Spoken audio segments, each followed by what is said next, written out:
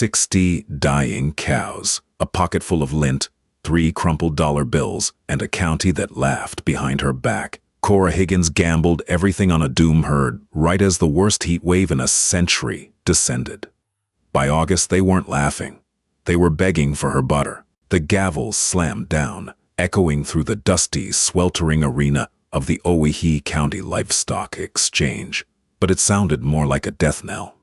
In pen number 4, 60 emaciated dairy cows stood shoulder to protruding shoulder, heads hanging low, their coats dull and matted with filth.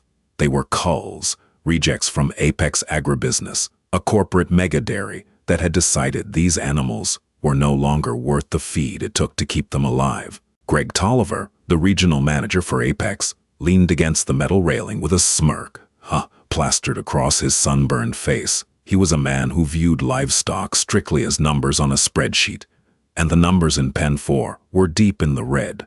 They were riddled with bovine respiratory disease, severe hoof rot, and advanced mastitis. The auctioneer had tried to start the bidding at $100 a head, then 50, then 10. Silence had answered him every time. Nobody wanted to buy a mass grave. Then, from the back row of the bleachers, a single hand went up. Cora Higgins stood up, the rusted springs of the bleacher seat groaning beneath her. She wore a faded denim jacket despite the June heat, her boots caked with the dry, cracked mud of a farm that was one bad season away from foreclosure.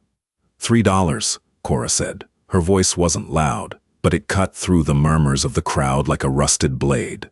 The auctioneer blinked, pulling the microphone away from his mouth.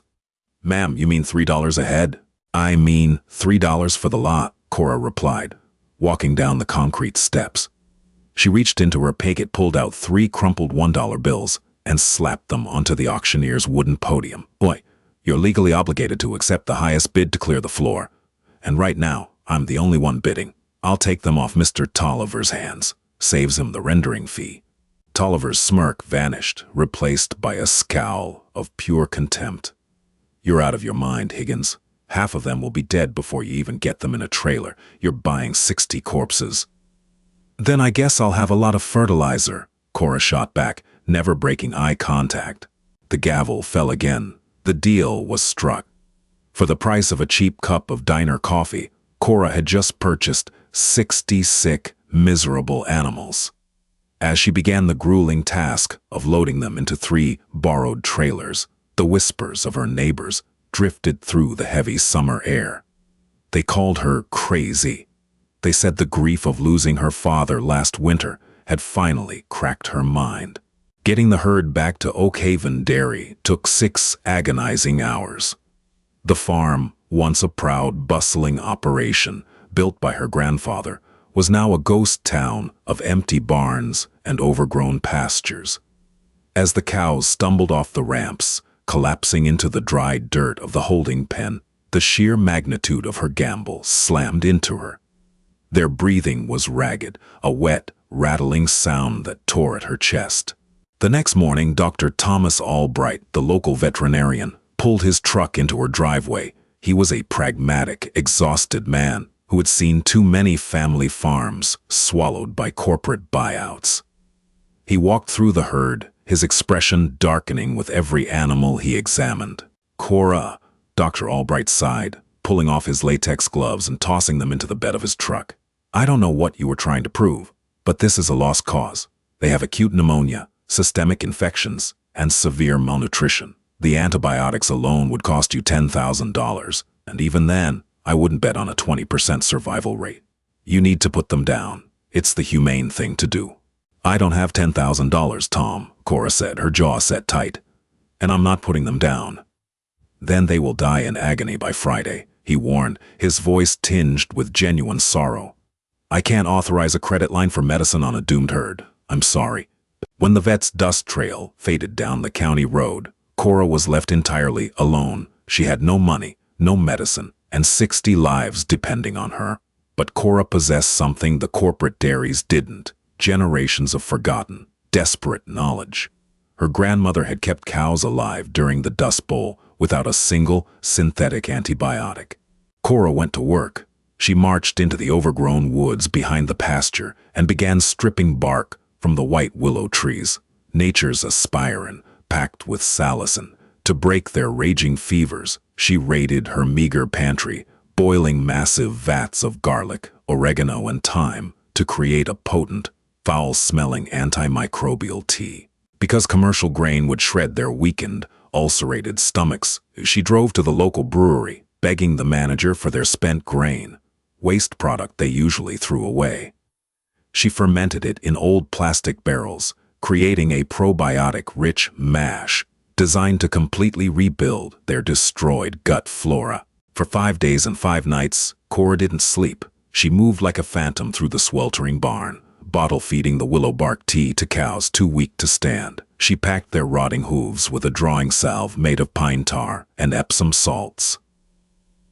She sang to them, her voice hoarse and cracked, keeping them awake when their eyes threatened to roll back into their skulls. She memorized their spots, their breathing patterns, the specific geometry of their protruding ribs. By the morning of the 6th day, the rattling coughs in the barn had begun to quiet. Not the silence of death, but the deep, rhythmic breathing of restorative sleep. The $3 cows were still alive, but Cora's victory was about to be short-lived. The local weather station had just issued a severe emergency broadcast. A historic, brutal heat wave was moving in, and the true test hadn't even begun. The heat wave hit Owyhee County like a blast furnace. By the second week of July, the mercury shattered records, hovering mercilessly at 106 degrees. The sky bleached into a pale, bruised white, and the cracked earth of Oakhaven Dairy radiated heat so intense it distorted the horizon into shimmering waves. Cora's herd was surviving, but survival was a fragile, razor-thin line. The cows, mostly Holsteins with a scattering of smaller, resilient jerseys, had begun to put on a fraction of weight, their dull coats shedding to reveal healthy fur underneath. But dairy cows are notoriously sensitive to temperature. At 106 degrees, their core temperatures spike, their appetites vanish, and their bodies shut down milk production to conserve energy. For a herd recovering from near death, this heat was a death sentence. Just as the sun reached its zenith on a blistering Tuesday, a pristine jet-black King Ranch pickup rolled up Cora's driveway, kicking up a cloud of suffocating dust. Out stepped Harlan Brooks, the wealthiest landowner in the county, and a man who had been trying to swallow Oakhaven Dairy for a decade. He didn't want the farm for agriculture. He wanted the deep aquifer water rights tied to the property deed. "Looking a little parched out here, Cora," Harlan said, leaning against her rusted fence, casually adjusting his expensive sunglasses. He eyed the cows huddled in the shade of the main barn. "I heard about your little stunt at the auction, buying Apex's trash. Noble, I suppose, but this heat is going to finish them off, and you know it." Cora didn't stop fixing the wire tie on the gate. "State your business, Harlan, or get off my land." "Thirsty. I'm here to do you a favor," he said, pulling a folded envelope from his shirt pocket. "Cash offer for the deed. It's lower than last year, given the state of the pastures, but it'll pay off your father's debts. Sell to me before you have to pay the rendering plant to haul 60 carcasses away." "I'd sooner sell my soul to the devil," Cora spat, knocking the envelope out of his hand. "Get off my property." Harlan's smile dropped. He picked up the envelope, brushing off the dust. "Suit yourself, Higgins. But when your well pump burns out from running 24/7, don't come crying to me for a loan." Harlan's threat was cruelly prophetic. That night at 2:12 a.m., the rhythmic thud of the farm's old industrial well pump sputtered, ground its gears, and died. Silence fell over the farm, absolute and terrifying. Without water, the cows would perish in less than 12 hours. Panic clawed at Cora's throat, but she shoved it down. She ran to the pump house, tearing apart the casing by the light of a hanging work bulb. The motor had blown a gasket and overheated. She didn't have the replacement parts, and the hardware store wouldn't open for hours. Desperation breeds engineering. Cora sprinted to the farm's graveyard of rusted tractors. She cannibalized the radiator fan off a defunct 1980s John Deere, rigged it to an old truck alternator, and wired it directly into the farm's backup generator. She bypassed the broken pump valve with PVC piping and duct tape, creating a makeshift, high-pressure bypass. When she threw the switch, the generator roared to life, and a beautiful, steady stream of cold, deep aquifer water blasted into the cattle troughs. But drinking wasn't enough to beat the daytime heat. Cora spent the next day constructing a massive, crude swamp cooler. She hung heavy burlap sacks over the barn's open windows and rigged her jerry-rigged pump to constantly drip cold well water over them. When the hot wind blew through the wet burlap, the temperature inside the barn dropped by 15 degrees. She tweaked their diet again, doubling down on the fermented brewer's grain and mixing in crude blackstrap molasses, a high-energy, potassium-rich syrup that helped them retain water and combat heat stress. Then came the morning of the first real milking. The cows weren't producing much, barely 2 gallons a head compared to the 8 gallons a healthy commercial cow might yield. But when Cora hooked up the ancient milking parlor machines, she noticed something shocking. The milk flowing through the clear plastic tubes wasn't watery or thin, as was typical during a heat wave. It was thick, alarmingly thick. She poured a bucket into a glass vat and stared. It was nearly half cream, separated in a thick, golden layer at the top. The intense stress of their near-death experience, combined with the wild, forage-heavy molasses and fermented grain diet, had completely altered their milk's lipid profile. The cows weren't wasting energy producing volume. They were producing pure, concentrated butterfat. Cora dragged her grandmother's antique, motor-driven butter churn out of the cellar. She skimmed the thick cream, letting it culture overnight with a touch of the ambient, wild yeast from the barn air, a massive risk that could either ruin the batch or elevate it. The next morning she threw the switch on the churn. For 30 minutes the wooden paddles slapped the heavy cream. When the sound changed from a wet slosh to a heavy thud, Cora opened the lid. She gasped. The butter wasn't the pale yellow of grocery store sticks. It was a deep, vibrant gold, resembling spun sunlight. It smelled nutty, earthy, and impossibly rich. She dipped a wooden spoon into the mass and tasted it.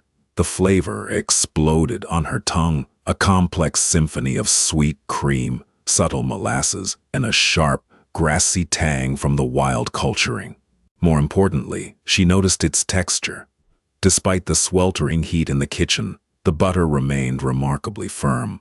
The specific combination of the cow's altered metabolism and the unique fatty acids generated by the willow bark and fermented feed had given the butter an unusually high melting point.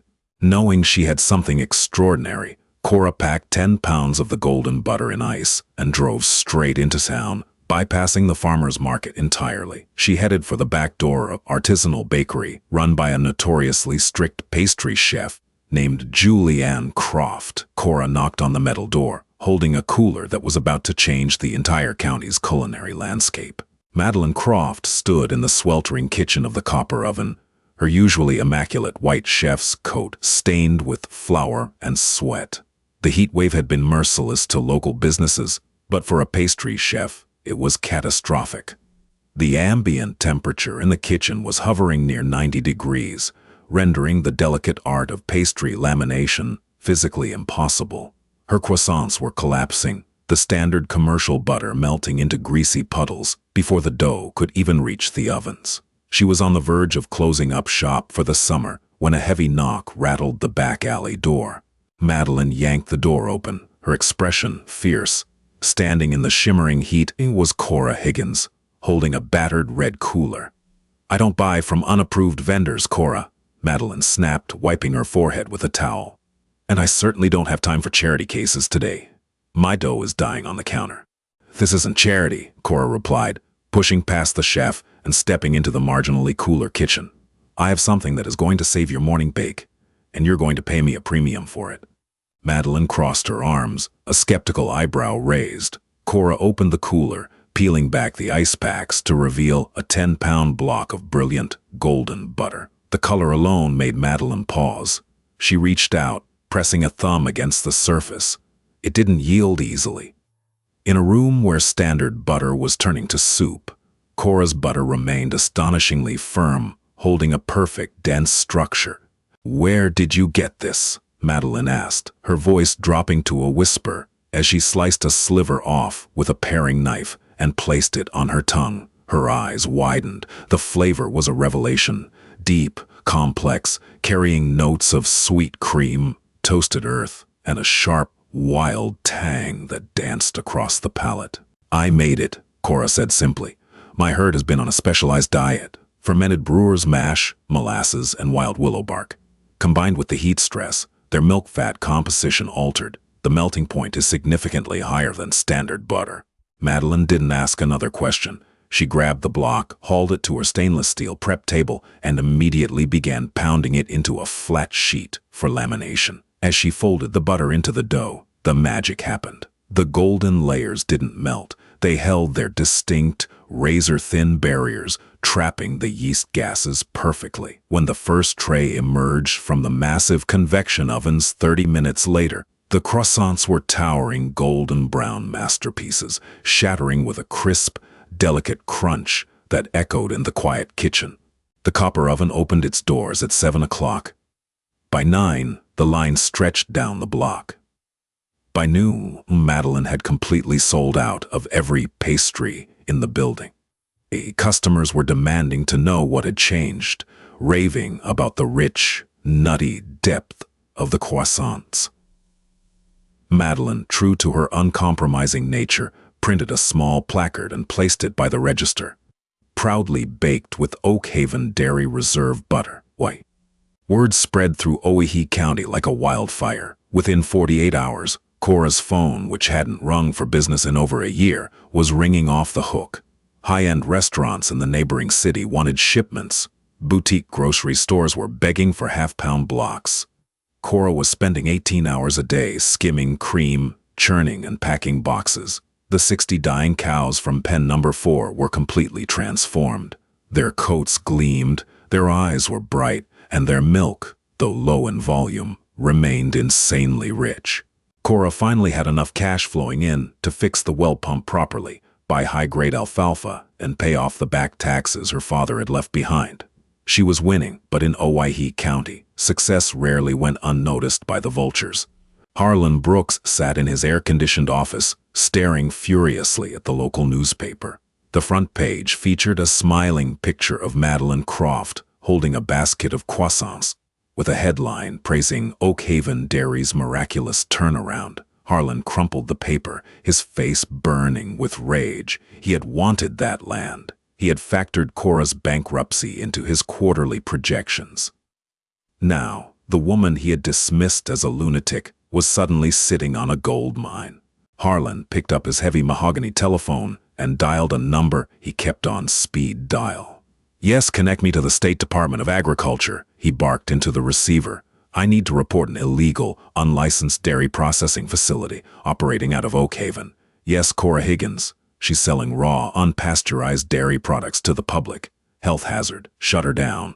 2 days later, just as Cora was loading a fresh batch of golden butter into her rusted delivery truck, a pristine white government vehicle pulled into her driveway. The dust had barely settled when a man in a crisp, short-sleeved shirt stepped out, clutching a metal clipboard. It was Inspector Thomas Gregory, a man known throughout the state for shutting down family farms over minor infractions. "Cora Higgins?" Inspector Gregory asked, his voice devoid of any emotion. "I'm here to conduct an emergency audit of your processing facilities based on a credible tip regarding the sale of unpasteurized, unlicensed dairy products across county lines." Cora's heart slammed against her ribs. The law was strict. Selling raw, unpasteurized butter to commercial retail businesses required a pasteurization facility that cost upwards of $50,000 to install. She had been operating on a shoestring budget, relying on the wild culturing process and immaculate cleanliness, but strictly speaking, she didn't have the commercial pasteurization license. "Inspector," Cora started, wiping her hands on her apron, "my facility is spotless. The bacteria counts are tested daily by Dr. Albright. There's no health hazard here. That is not for you to decide, Miss Higgins, Gregory said coldly, walking past her toward the milking parlor.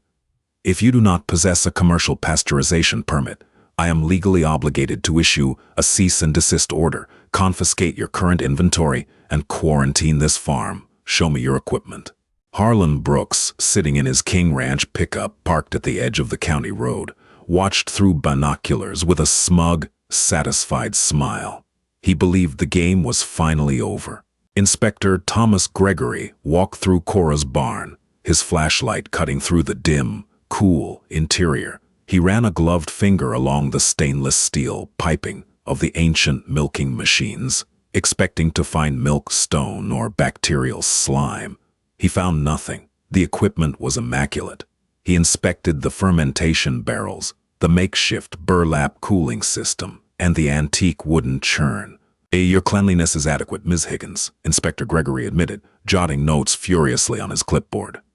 However, the law is completely inflexible. You are distributing a raw dairy product to commercial food establishments. You bypass the pasteurization mandate. I have no choice but to draft a shutdown order. Your distribution ends today, and I will be putting a padlock on that churn. Cora felt the ground drop out from beneath her. She looked out the barn window at her 60 cows, peacefully chewing their cud in the shaded pasture. They had survived pneumonia, starvation, and a historic heat wave only to be taken down by bureaucratic red tape, engineered by a greedy land baron. Suddenly, the crunch of gravel echoed through the yard. Not one, but 5 vehicles pulled into the Oakhaven driveway. Leading the pack was Madeline Croft, followed by 3 of the most prominent restaurant owners in the county, and finally, Dr. Thomas Albright, clutching a thick leather briefcase. Madeline marched straight into the barn, her chef's coat billowing behind her. "Inspector Gregory," she announced, her voice echoing off the wooden rafters. "You can put that clipboard away. There is no commercial retail distribution happening on this farm." Gregory frowned, adjusting his glasses. "Ma'am, I have sworn affidavits that you are purchasing Oakhaven butter for the copper oven." "I am not purchasing butter," Madeline countered, a triumphant smile playing on her lips. She turned to Dr. Albright, who opened his briefcase and handed the inspector a massive stack of notarized legal documents. "What is this?" Gregory asked, looking at the top page. "Those are herd share agreements," Dr. Albright explained smoothly. "Under state agricultural law, a citizen is legally permitted to consume raw dairy products from an animal they own. As of 9 o'clock this morning, Madeline Croft, the local restaurant coalition, and 45 private citizens of Owyhee County have officially purchased shares in this dairy herd. Cora Higgins is not selling them butter. She is simply boarding and milking their cows and churning their butter for a monthly boarding fee.